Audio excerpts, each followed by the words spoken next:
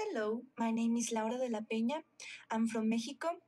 This is a lesson for week 1 for Introduction to Music Production at Coursera.org. My lesson for today is for audio properties. But first, I want to talk a bit about sound itself. Sound is a vibration capable of producing an auditory sensation. Sound cannot exist without a transmitter and a receptor. A transmitter is an object that creates a sound. A receptor is basically ourselves, listening to the sound. Audio has 4 different and independent principles, which are propagation, amplitude, frequency, and timbre. The first principle we are going to see is propagation. Propagation is the quality of the sound moving through a media, which can be water, air, or metal. Sound can also be affected by temperature, elevation, and humidity.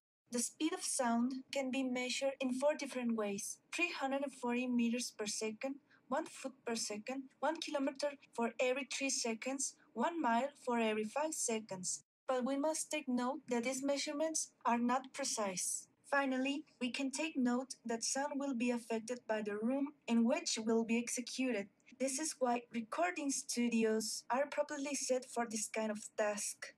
We can create the sense of space with a proper recording and plugins such as delay and reverb. The second principle is amplitude.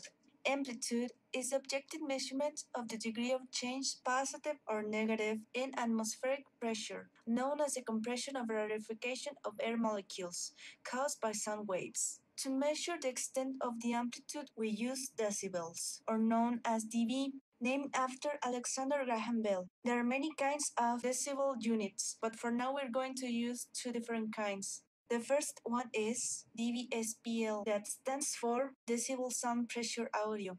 We use it outside the DAW or Digital Audio Workstation, and inside the DAW we use a dBFS or Decibel Relative Full Scale. The human ear can listen from 0 dBSPL to around 120 dBSPL or 140 dBSPL. If you go further, you can cause yourself permanent damage. Inside our DAW, the highest dBFS is equal to 0, measuring the amplitude in negative numbers. We can manipulate the amplitude inside our DAW using dynamic plugins, such as expanders, gates, compressors, and limiters. We should not confuse loudness and amplitude. Amplitude is measurable, as we said before, and loudness is defined by human perception. Next, we have frequency. Frequency is the objective measurement of the number of vibrations given the sense of pitch. To measure the frequency of a sound, we use the unit Hertz or Hc, named after Heinrich Hertz. We can measure the frequency of a sound wave by the number of hertz given per second.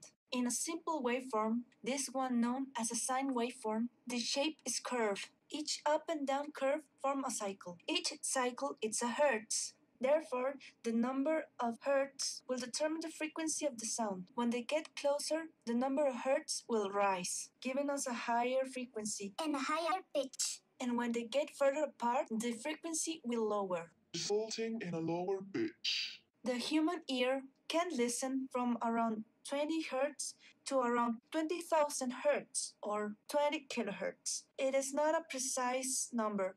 It all depends in numerous factors like, for example, age.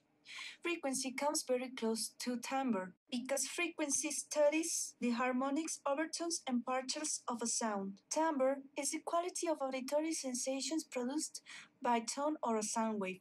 Timbre is that unique combination of fundamental frequency, harmonics, and overtones that gives each voice, musical instrument, and sound effect its unique coloring and character. We can change the frequency and timbre of a sound using plugins such as filters and EQ. Well, that's all for this week. I hope you can find this helpful. I am really looking forward for your criticism, notes, grade, and help. I know my recording is not very well. I am not using any fancy gear.